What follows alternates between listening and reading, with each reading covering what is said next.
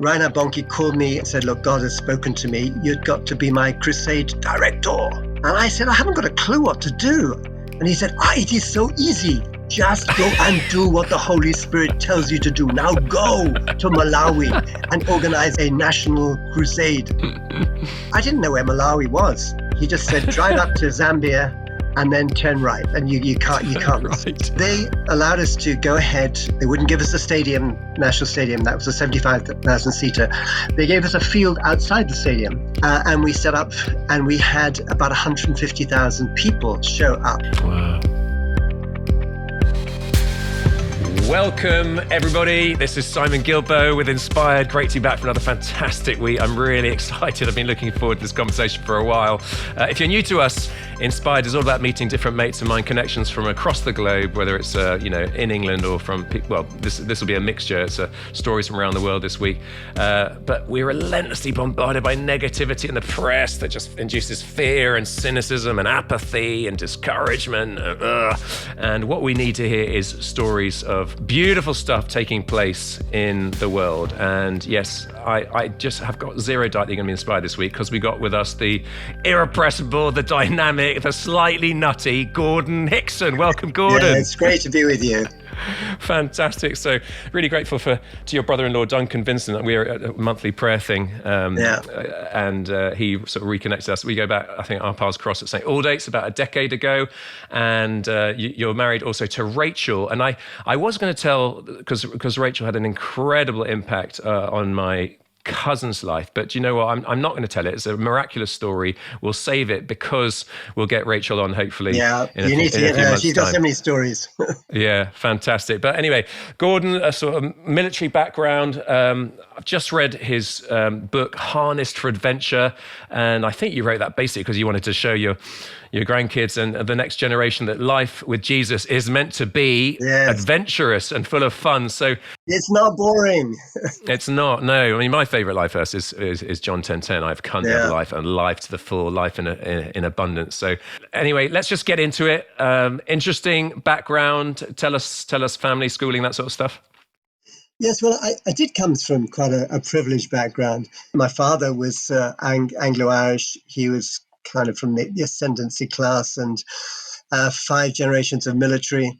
All the family lived in massive houses. It was crazy on my dad's side, and they were Anglo-Irish. But my mum's side was a little bit different. Her dad was a Scottish engineer in Bombay, and her mother was a German Jew from Hamburg. And so it was quite an interesting mixture.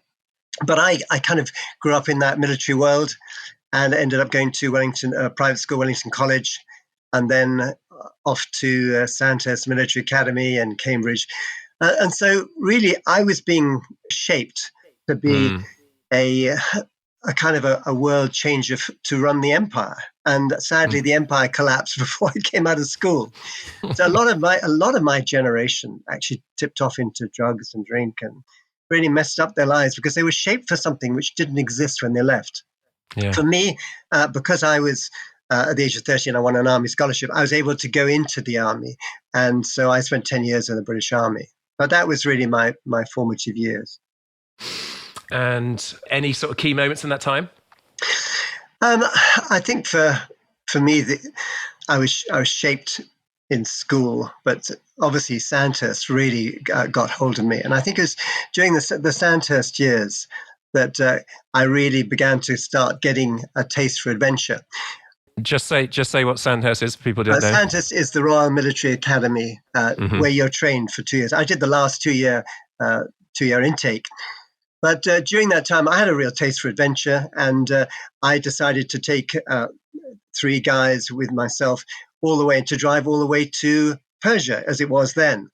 The Shah was still on the throne, and we drove all the way down to Persia and went up into the Elburz Mountains to look for the castles of the assassins. There were no roads. We had to bump along riverbeds. I mean, it was really, really fantastic that time. So I kind of tasted adventure. I also learned to fly small planes during that time. So really, I was being set up for. I was yearning to just spread my wings and go for life. Faith Any faith? I mean, you're at No. Wellington. I know you got sort of compulsory school chapel. You got drilled. I mean, that was more morality than Christianity, wasn't it? Yes, I mean, private schools, public schools, whatever you call them, they had chapel every morning. I mean, I really despised Christians. I found the whole Christian thing so it just turned me off. And one of my passions was skiing. I used to ski for 4 months every year when I was with the army, and I used to send my soldiers over to heckle the God Squad, because they always used to send people out to evangelize the skiers, and I just didn't like it. So I really used, I didn't like these people. I just thought Christian faith has nothing from me, and I'd slam the door on church when I was about 15. So go on, tell us how that changed.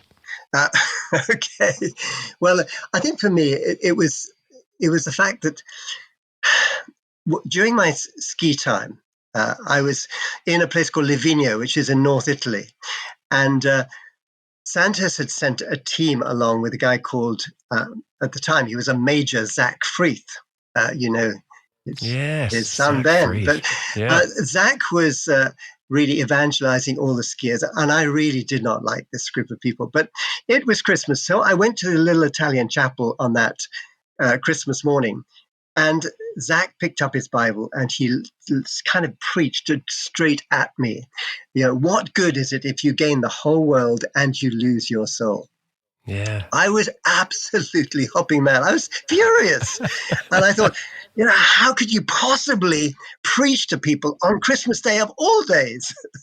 So I was so incensed. I went back to my regiment after the Army ski championships. And then I asked my colonel if I could go to university. Now, in those days, you could take 3 years out of military service. And I went to Cambridge. In fact, I applied to Cambridge. They asked me for an interview. And you can see my arrogance, utter arrogance in those days. I just said, look, I'm too busy to come for an interview. But How I would dare you? like to come. They gave me a place straight away.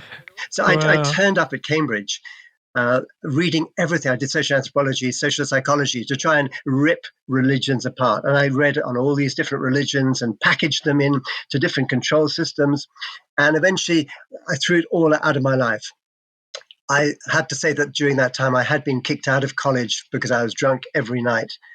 And I was also caught by the police climbing over people's roofs and beckoning down, saying, "The judgment of God is upon you."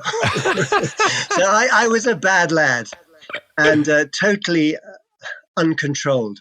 But I went to live on a houseboat on the Cam River, still at Cambridge, still studying, but on this houseboat. And I was writing all my reasons why this thing of Jesus was a fraud.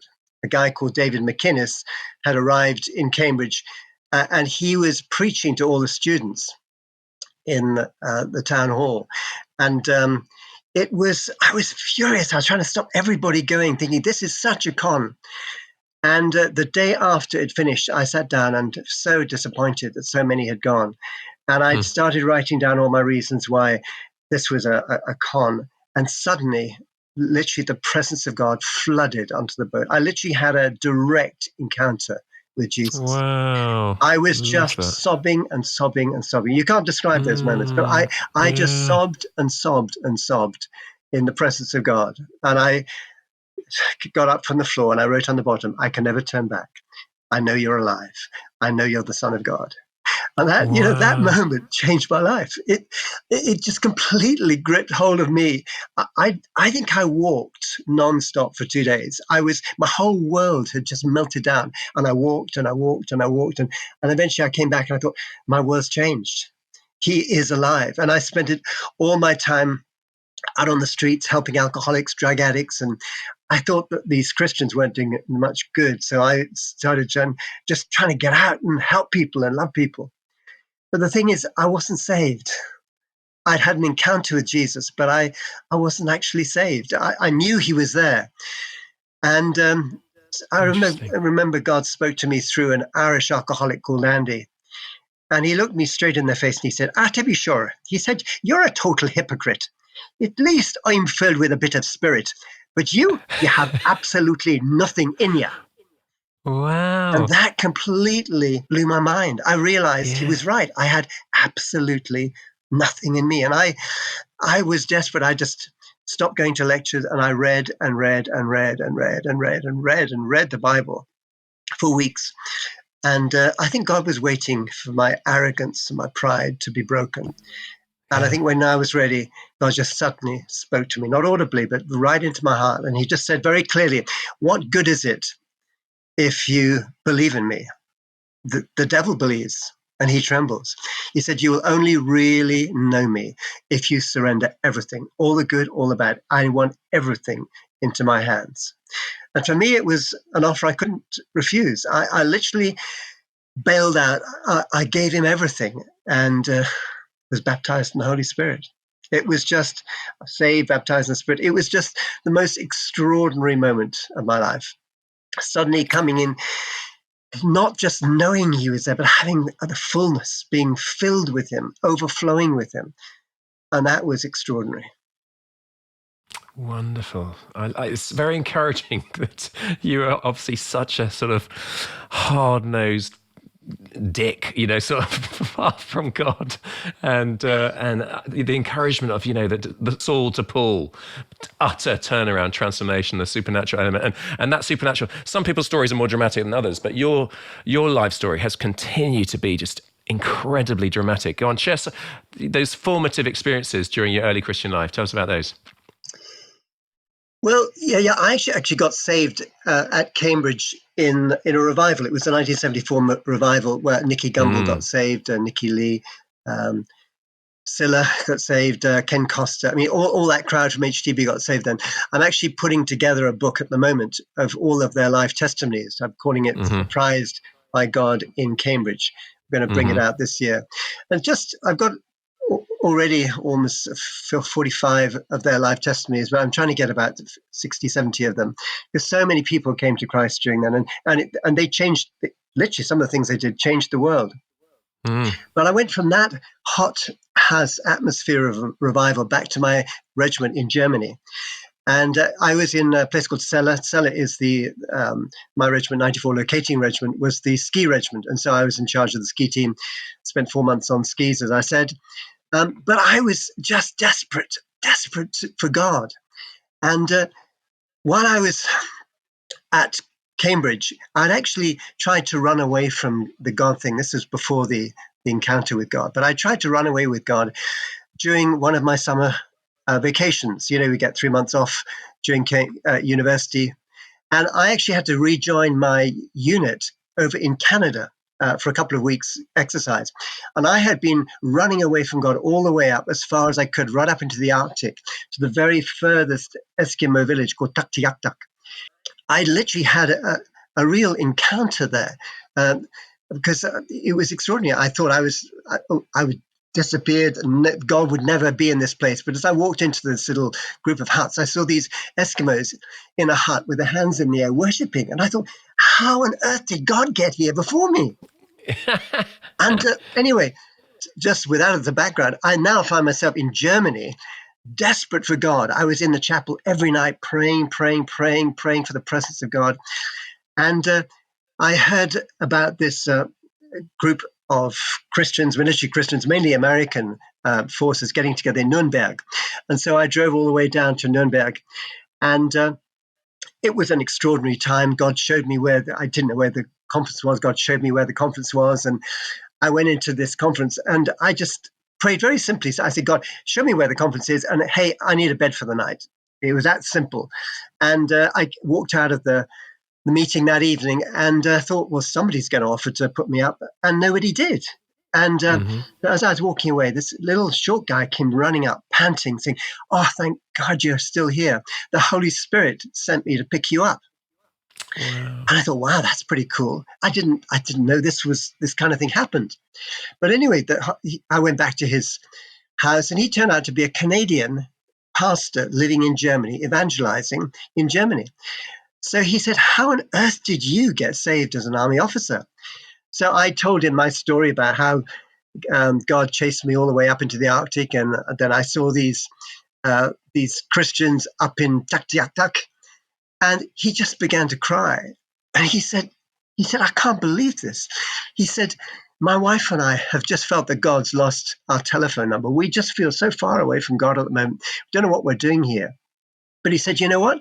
He said, I used to be the pastor of the little Pentecostal church in Tuktoyaktuk.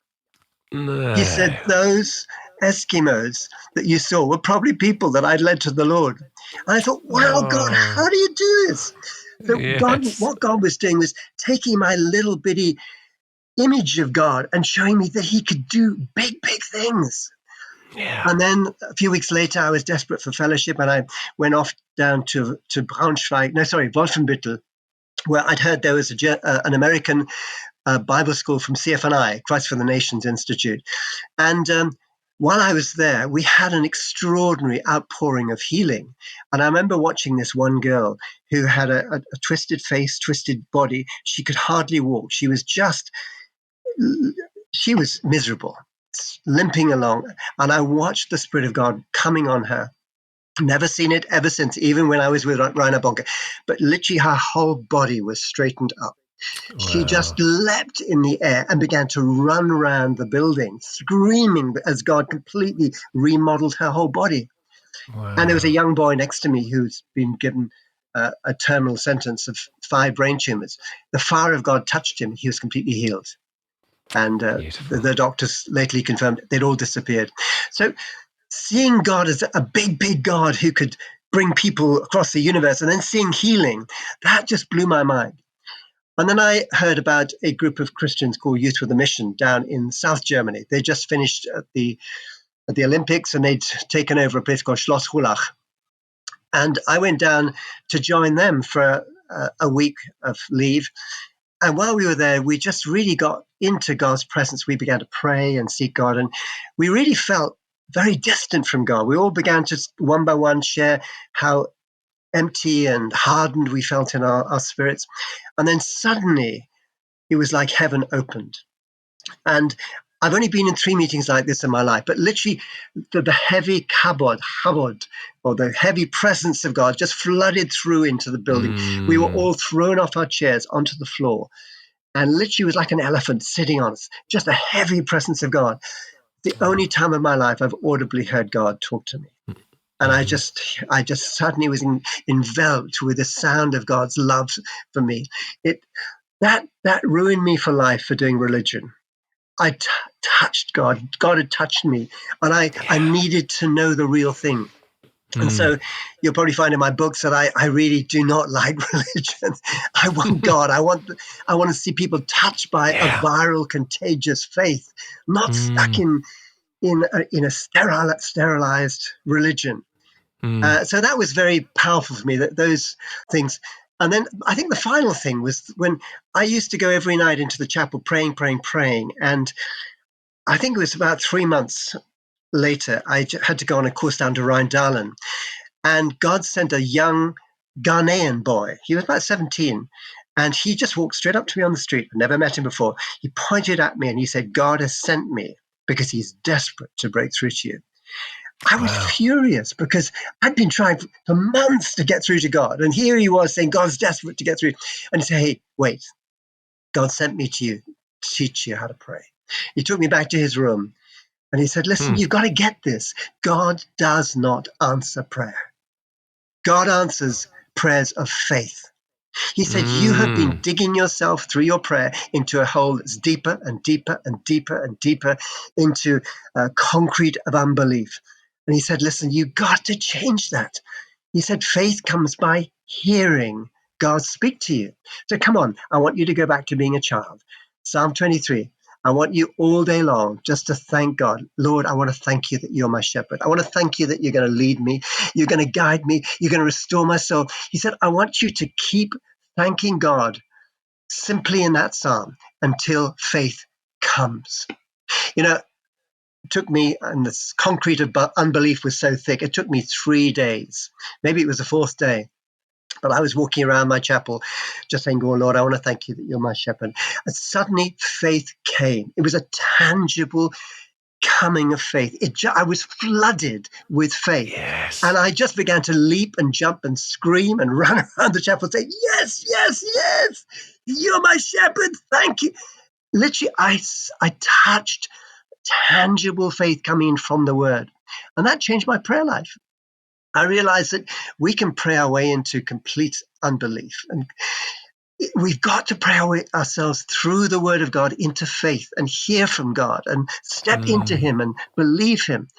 And so what God was doing through all of these experiences was trying to shape me as a man of faith, somebody who didn't look at circumstances, but literally just believed the word. And those really were the formative things in my early life in the army. Oh, I find that very challenging. And I love it that, Africa unites us. We've both got love for Africa. And that it's a 17-year-old boy. I mean, God, surely that guy didn't have that much wisdom and experience, but out of the mouths of babes, isn't it? Wonderful. Listen, we've got to move on. So much to pack in. You after 10 years of being an army officer, you go into business. You're a business director. You marry Rachel. How do those years shape your lives? Well, I think a lot of people think you get shaped in church and mission, but actually God shaped my faith life in business, because I went into business with Executive Recruitment International, Resources International, and I became a consultant. I have to mention, and this is something which I really need to stress, is that when I was in the army, I had a breakdown. Right. It was on my, I think it was the third tour. It was the third part of my time in Northern Ireland. I was in Armagh, which was called the Bandit Country, and I was a Christian, and I kind of assumed that God would protect all my soldiers. Within a week, I had lost 4 soldiers. 4 soldiers were blown to pieces. And I felt a little bit like Jonah, because God had told me to leave the army. And because of my being 5th generational British Army officer, I was gripped with the fear of man. And I just could not obey God to leave the army. And so that fear really led me to PTSD. And I was in panic attacks for 18 months, couldn't work. I was completely stuck out on a limb. And it was during those broken years that I learned to start breaking bread every morning with God and begin to dig in and began to start confessing and declaring his covenant and his commitment to me every day. Just, God, I can't do this. I can't do this. I need your spirit. I need you. And it's total. What it was, as I stepped into business, I realized that I was totally and utterly dependent on God. And I set up a company called Construction Services International. And it was just supernatural. I get bills coming in, and I just lay the bills and say, God, you're the senior partner. I need money for these bills. And supernaturally, God would just bring almost exactly that money to pay for those bills. And I found myself working all around the Muslim world, getting construction teams together for Saudi Arabian big construction projects, and for Dammam, Riyadh, Jeddah, and then up into Iraq, Mosul Dam. And I traveled through all of these places. Even during the Iran-Iraq war, I actually got stuck in Iraq once when the airport was closed. Had to take a taxi all the way down from Mosul in the north, all the way down to Kuwait to be able to fly home. And so God was really shaping me. He was making me able to move and flow from nation to nation, making me come to really appreciate and love Muslim people and be able to work amongst them. He was shaping me with faith. And so I was enjoying it. I was not expecting a call to leave my nice job and my nice car, nice house, nice marriage, and go to Africa. So that was the next phase of life, when God called both Rachel and I to leave everything and go to Africa to work with Reinhard Bonnke. So for context, we'll move on to that. Just for context, Bonnke, I would guesstimate that he was used by God to lead more people on the African continent than anyone who's ever lived. I'm sure you'd attest to that. But we're just saying that for people that haven't heard of him. He died a few years ago, a German guy, and you end up being a key sort of part of his beautiful team. Tell us how that all came about. Well, I think it was, we used to go to, we just had our baby, Nicola, and she's now pastoring in London. But she was 5 months old, and we were at a camp down in It was, one of those Bible camps in the summer. And we both read this book called Plundering Hell to Populate Heaven. And as I finished reading it, I didn't tell Rachel, but I just said to her, God wants us to work with this guy. It was all about Reinhard Bonnke's passion to see Africa saved. And I gave it to Rachel and said, did you feel anything? And she said, well, I believe we're going to work with this guy. And it was just after that she then had a dream. I've got a very prophetic wife, by the way. And Rachel had this dream that Reinhard Bonnke had come to England and he was preaching in a certain place, and that we had taken a handkerchief or a cloth to be laid on somebody who was dying of cancer. And amazingly, he turned up the following week, and we drove all the way up with our youth group from Watford all the way up to Birmingham, and exactly the same place as Rachel's dream. And during his talk, he reached down, he just pointed down to the crowd, and he said, I believe people are in this crowd who are going to join me on that campaign from Cape Town to Cairo. We're going to see Africa saved. Africa shall be saved, was his famous German phrase. But it was extraordinary. I was stubborn. I just didn't want to go. I didn't want to go for it. And so Rachel just knew it was God. And we then went to his next meeting, which was down in Kensington Temple. And Reinhard again pointed down to where we were. And he said, I know there are people coming, sitting here who are going to come and join me. We just knew inside. So we thought, okay, let's go and see for ourselves. So we took some weeks off to go out just to look at one of his crusades. It was actually in Harare, Zimbabwe, and which is a very special place in our lives. But I was being very, very stubborn. I did not want to give up my nice house, nice car, nice salary. Rachel was ready to go. And in the campaign, Reinhard Bonnke called all the businessmen together and spoke to all the businessmen. And while he was talking to the businessmen, he was talking from that passage where Jesus sends his disciples to pick up that donkey so that he could ride in Jerusalem. And so he looked down the room, I think straight at me, and just shouted, loose this ass, the Lord has need of him. And I thought, I was literally gripped by the Spirit. It was like God grabbed my donkey ears, stubborn donkey ears, and began to shake me and shake me and shake me and said, if only you will just submit and surrender your stubbornness and your independence, and surrender to me. He said, you too, like that donkey, will carry my glory from city to city. I can't remember another word he said, but I just came back to Rachel. We were living in the YWAM house at the time in Harare. And she said, what's happened to you? And she said, you look like you've seen a ghost. And I said, God's spoken to me. We're getting rid of the company. We're leaving everything. We're coming to Africa. And it was extraordinary, quite extraordinary. Within a few hours, we were both lying in a hospital ward, having had the call of God and responded to the call of God. We actually had a crash outside of our house.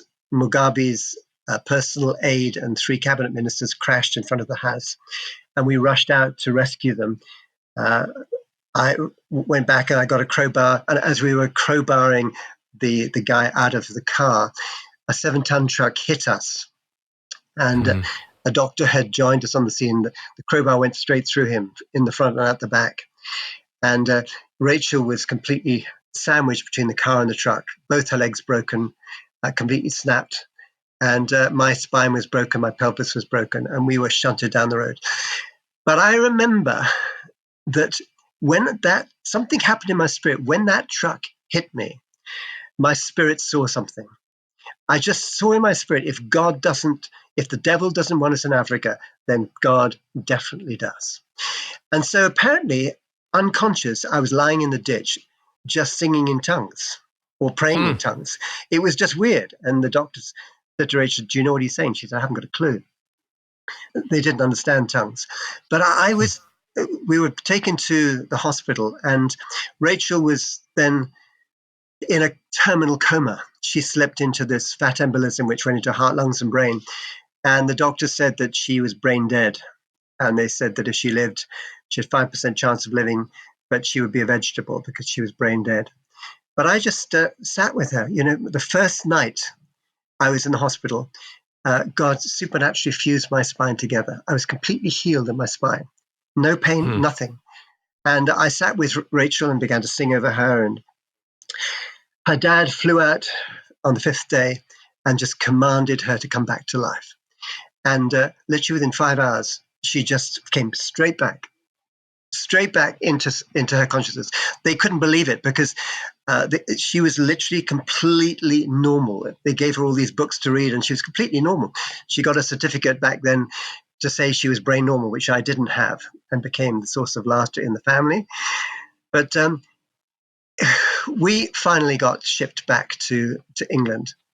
Gordon, can I just interrupt you there? Because so folks, so Rachel and Gordon, they're amazingly healed. Now, my link with Rachel is that, and I'm not going to tell the full story now, but she was used by God with my cousin Debs, who was in a horrific car crash, and spoke life over her through the Scottish nurse in the hospital where I was at the time, and where Debs was dying, and 46 units of blood had been pumped through her after this horrific car crash that she just cut out the metal. And so we hear these dramatic stories, and I just know that a lot of people are listening, and a loved one of theirs has died in a car crash or something. So because you got so many glory stories, we hold that in tension with, don't we, with the fact that God doesn't always heal and things go horribly wrong. So before we move on, because it's very stirring and encouraging to hear this, and praise God, and He saved you both to have an impact in hundreds of thousands of lives. But can you just talk into that side, please, for a bit? Yes. You never know whether God's going to heal or not. But I think, having been with Reinhard, he said, listen, I'll pray for 100 people. And if then 100 people are not healed, he said, I'll pray for the 101st and they will be healed.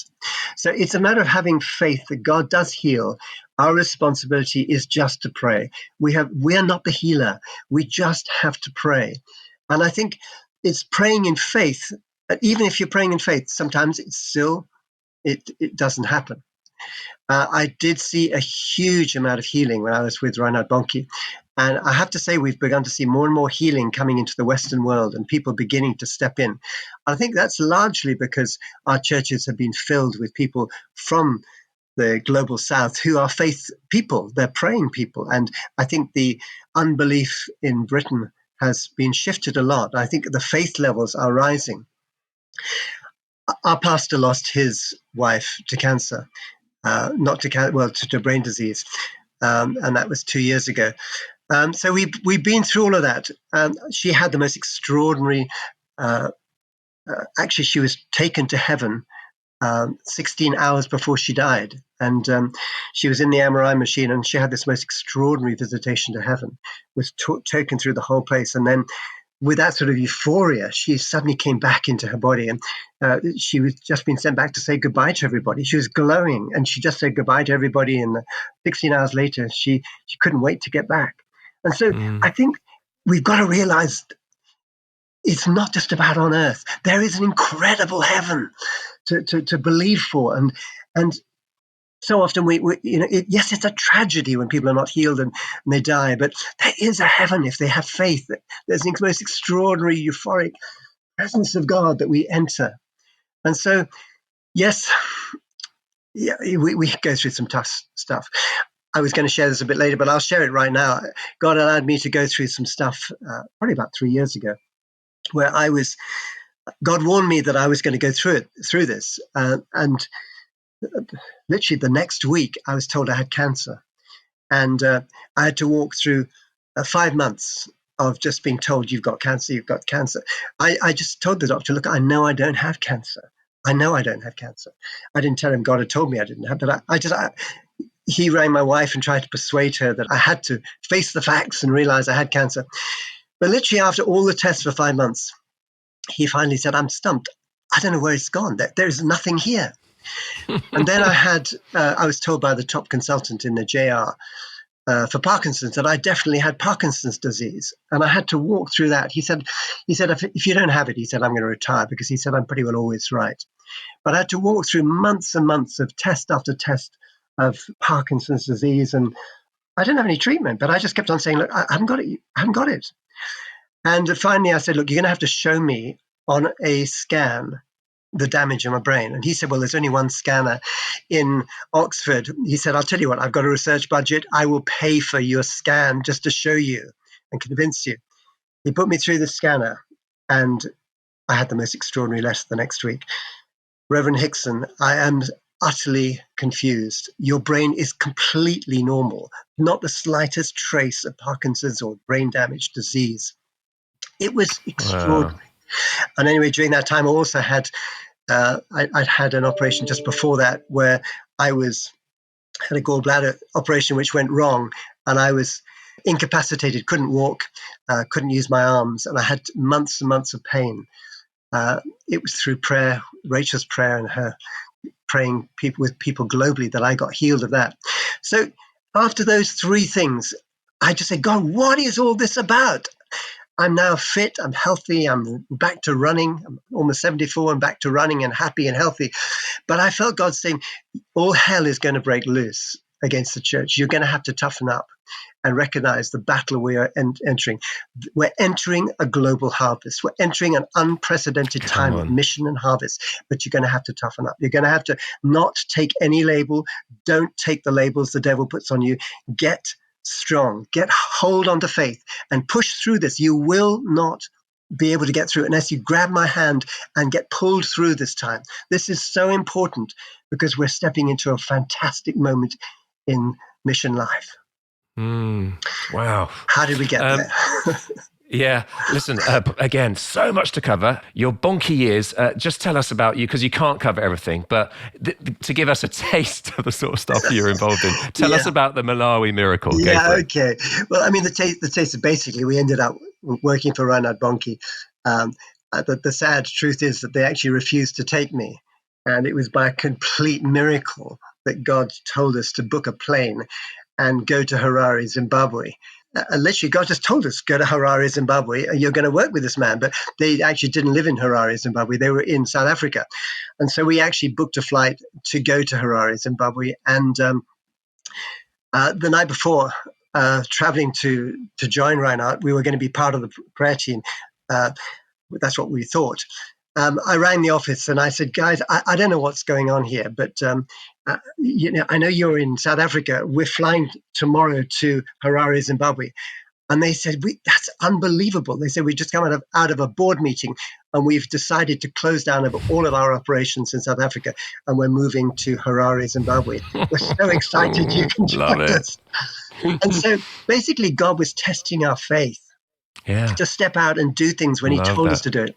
And so we arrived in Malawi, and Reinhard Bonnke called me after a week and said, look, God has spoken to me. You've got to be my crusade director. And I said, I haven't got a clue what to do. I thought we were coming to join the prayer team. And he said, no, you must be my crusade director. And I said, so what do you do? And he said, it is so easy. Just go and do what the Holy Spirit tells you to do. Now go to Malawi and organize a national crusade. Now, I didn't know where Malawi was. He just said, drive up to Zambia and then turn right. And you can't miss it. Right. So anyway, we find ourselves in Malawi. And we just began to say, God, tell us what you want to do. And he began to speak to us about wanting to do wonders in that nation that he'd never done before. And supernaturally, all hell broke loose, all sorts of witchcraft. I won't go into that. And then the government called me to the capital and they told me I was going to be kicked out because I was causing too much stir. And I just said, look, can I just talk to you for a while? And I talked to the Inspector General of Police and something happened. And the Spirit of God fell on him and he knelt down and he just said, can you pray for me? Can you pray for me?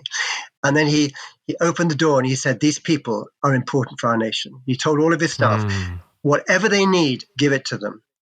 And they allowed us to go ahead. They wouldn't give us a stadium, National Stadium. That was a 75,000 seater. They gave us a field outside the stadium. And we set up and we had about 150,000 people show up. It was what we call the Malawi miracle. We'd never had crowds like this ever before. We had a tent which seated 33,000. We weren't even allowed to put up the tent. So there we were for the first time ever in Bonnke's experience with 150,000 people just spreading out over Blantyre. And unbelievable miracles happened. So much happened. People were walking, were traveling for 5 days and saying, we've heard Jesus is in Blantyre. Now, Blantyre was the first base of, or the final base of Livingstone. And this was the centenary of Livingstone's work there. And he had written in his diary, today we see a handful of people rescued out of hell. But years from now, men will come to this city who will reap in thousands. And we arrived 100 years later. Literally extraordinary things happened. Thousands and thousands of people came to Christ. We were called up to Parliament, and Bonnke was asked to speak to the whole Parliament about what was happening in the nation. And over 50% of the government actually gave their lives to Christ. It was an extraordinary turnaround moment. And that was my first crusade. It was, I haven't got time to tell you all the others, but we went from there, from place to place, just extraordinary opening doors. And the signature was always that God would tell us to go to a place. And as soon as we stepped into that place, all hell would break loose. It was almost a comforting thing when all hell broke loose, because you realized this is the right place. The devil does not want us to be here.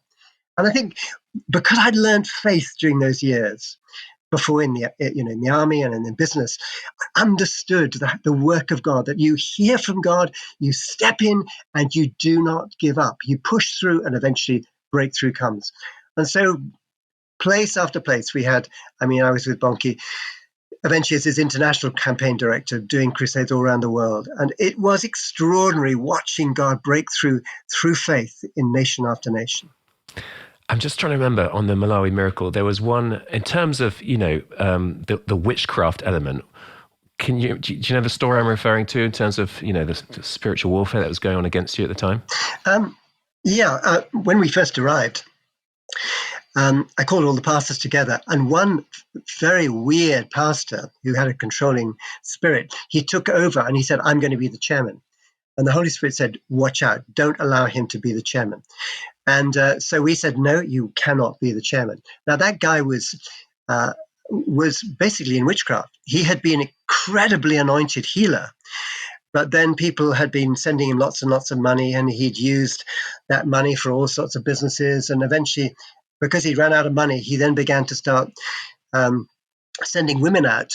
And by witchcraft, he would make a razor blade disappear in their stomach. And he'd say, if you don't go and make money through prostitution for the gospel, then it will kill you.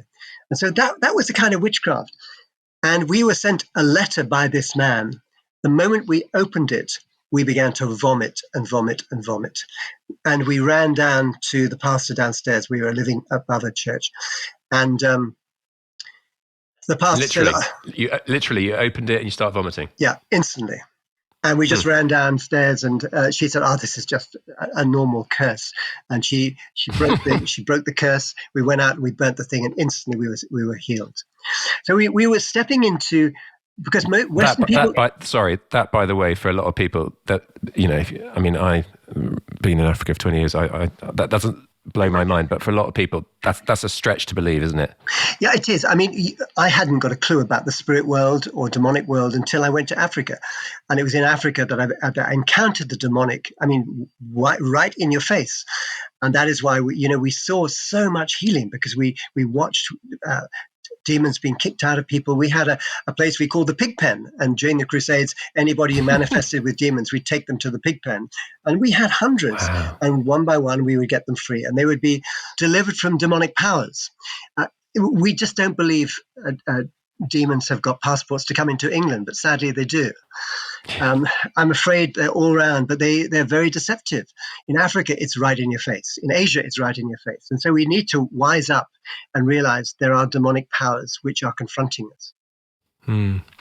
Bonnke's, his peak, what was the biggest? Was it literally 1 million people in one night giving their lives to the Lord? I wasn't actually there, but it was in Lagos. Nigeria. It was about 1.3 or 1.6 million in Lagos. They bulldozed a massive area.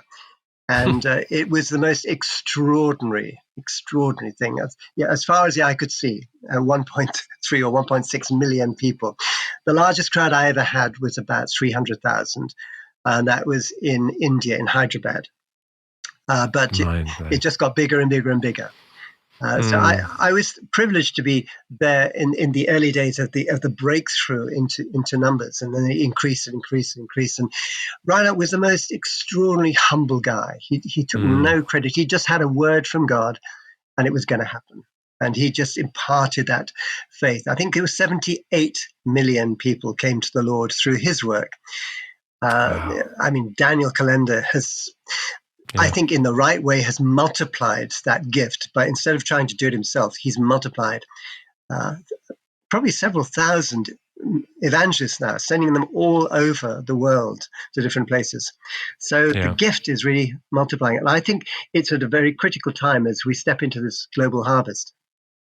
Yeah, I think with Daniel Calendar, he came to us in, I'm thinking, about 2015.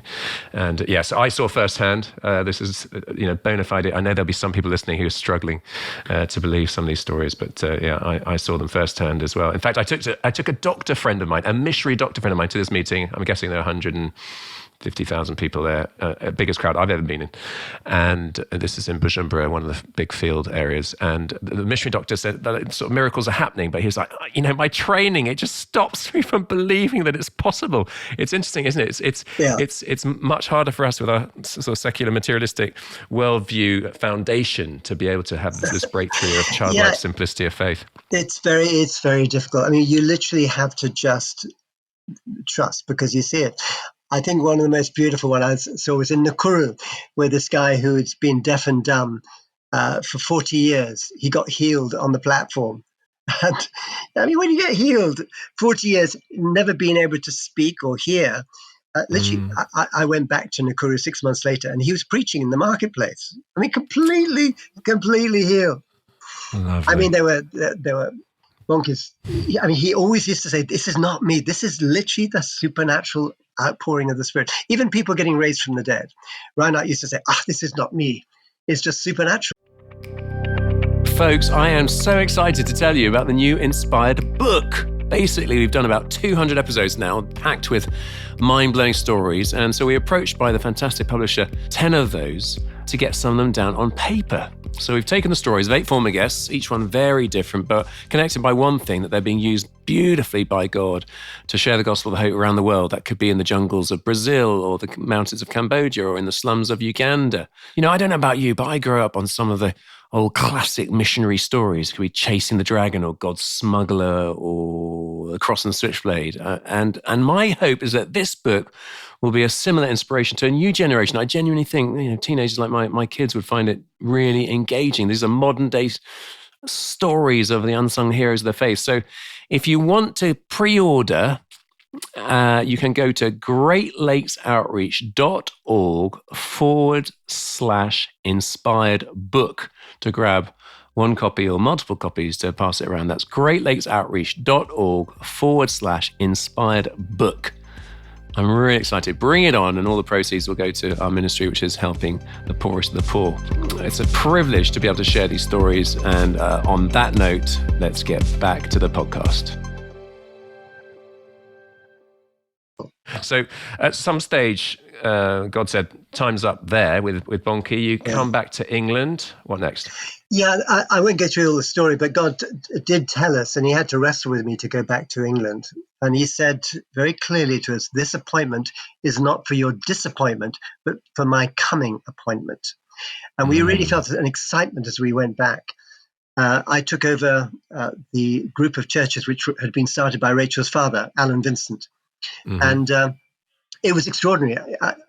4 churches, but I just really felt a real passion from God to start evangelizing the 4 cities that they were in. And so I put up a 1,000-seater tent and then a 2,000-seater tent and then took over the Watford Stadium. We just literally preached and evangelized. We had great fun. Every summer we'd send about 100, I think biggest number was 120 young people in mission into Europe and all around Europe, into Czech Republic. I remember that one of the first was Ostrava. We saw 700 people saved just in 10 days in Ostrava. And the papers said, church conquers Ostrava. It was extraordinary. Love it. It was an overspill of faith from the mission field, now back in church.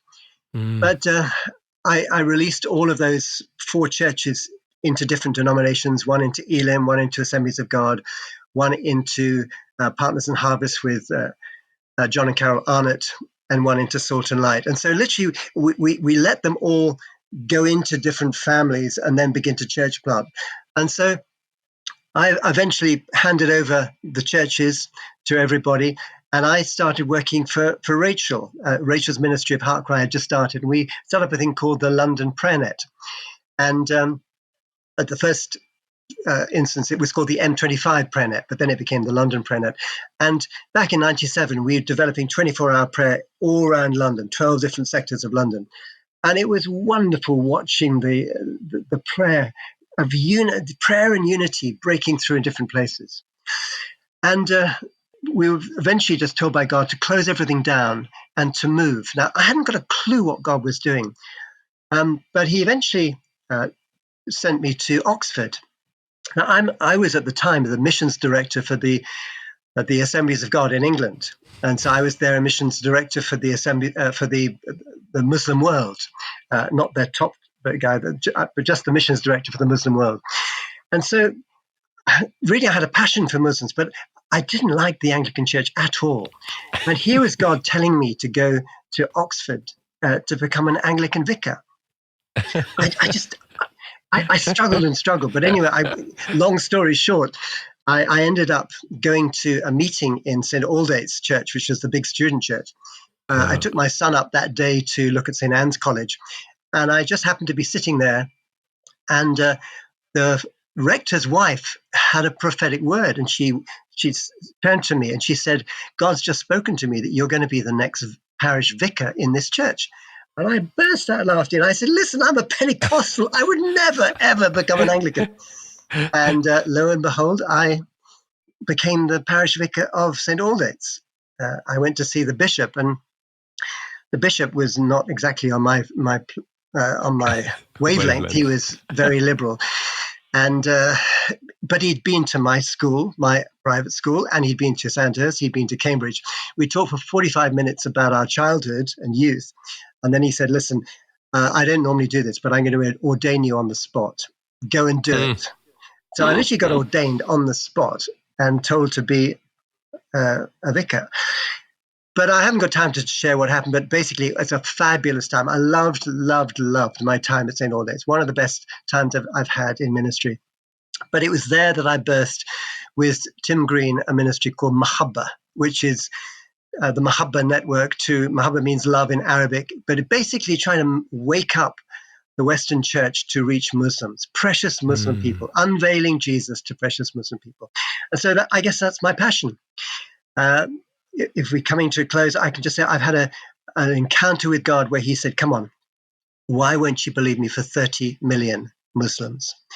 And I struggled and wrestled. He shook me for an hour until I said, okay, 30 million. So I am really believing, and this is not going to have anything to do with the church. This is going to be a sovereign move of God. Sweeping through Islamic nations. And we better get ready. God is about to do something beyond, and that's just for starters. 30 million may seem big for us, but for God, it's just getting started. We're stepping into something remarkable, and we better get ready. Get our faith, get toughened up, and be ready for an adventure. Oh, yes. And I mean, I think it's not reached massive momentum yet, but more Muslims have come to faith in the last 10 years than ever before, haven't they? Yeah. If you read the book Wind in the House of Islam by David Garrison, I mean, phenomenal. Just that record of how many movements have started just in the last few years. Yeah. It's just remarkable. And I was in Egypt about 2 months ago, and I won't tell you what the nation was, but so I met somebody who was working in a totally closed nation where the number 2 imam had an encounter with God and was now a born-again Christian. His wife came to the Lord. His wife is, she is quite high up. She's the daughter of a very a very powerful imam too. So, I mean, God's up to something, and we need to just trust him. He is unveiling himself to millions and millions of Muslims. When you talk to them and just say, "Have you seen the man in white?" They will say, "Wow, yes, I have. Who is he?" So many of them are having a revelation of Jesus in their dreams. A few weeks ago, we had on Isla Tassi, and he was raised a Muslim in northern Kenya and had a beautiful encounter with Jesus. And he's been part of planting 10,000 churches amongst unreached, mainly Muslim areas of Somalia, the Horn of Africa, northern Kenya. I mean, unbelievable stories. So I might put that in the show notes as well. Listen, Gordon, I knew I was going to be frustrated coming into this because I know that I've read of the other stories, the multiple other stories that you could share. People can read that in your book. So 2 questions. What do you want to plug? How can people get in touch with you? And what would be your parting shot, your parting couple of minutes blast salvo at us listeners? Yeah, I mean, if you want to read our story, it's called Harness for Adventure. You can get it from the Heart Cry for Change website, or you can go on Amazon. If you want it Audible, you have to get it on our own website, heartcryforchange.com. My latest book is really my life message about make God's love go viral. And really that's a heart cry of trying to activate the kingdom, this viral kingdom. If we can activate this viral kingdom in our lives by understanding Christ's cross, then something will happen. We will see a momentum in the youth generation. It will just be unstoppable. So I think we've got to shake ourselves and realize, yes, God is shaking everything that can be shaken. Don't get worried. Don't look at all the shakings in the Anglican Church, the Baptist, the Methodist. God is shaking everything to try and bring people into the kingdom. And he's then raising up people who are linked together in faith, activated by the Spirit of God, filled with the Spirit of God, with a passion to go and reach precious people. And I do believe we're stepping into one of the most remarkable moments of global evangelism ever. I know it's going to be very tough. I think there's going to be extraordinary things happening economically, socially. We're just going to have to recognize it. All hell will come against us as a church, but we've got to realize this is going to be our greatest hour. This is going to be a time when we have got to don't allow anybody to be your enemy. People must not be your enemy. We fight spirits. Spirits will constantly make you bounce off other people. No, love people and be like a lamb to people, but a lion to the devil. And we will see extraordinary things as we pray in unity for city after city, nation after nation, and ask him. He said, ask of me and I will give you the nations as your inheritance. So come on, let's be believers. Let's be believers. Let him shake off all the dust and the unbelief, and let's just go for it, because this will be our finest hour. Love that. Oh, dear. Gordon Hickson, thanks for your time. God bless you, brother. Cheering you on. Thank you so much. Wonderful. Woo, guys. Love being with you. Challenging, stirring, definitely inspiring. Guys, share this podcast, gossip it to your mates. I want to thank Adam Thomas Steer for the editing, Mike Sandeman for the mixing. I mean, great if you give us a good review on Spotify or iTunes. And next week, we've got another fantastic guest from a very different sort of life journey. We'll be getting on Gordon's wife, Rachel, with her story, hopefully in a few months' time. I haven't asked her yet, but Gordon, she'll be up for it, won't she? Yes, she will, definitely. Brilliant. All right. God bless you all. Have a good week and toodaloo.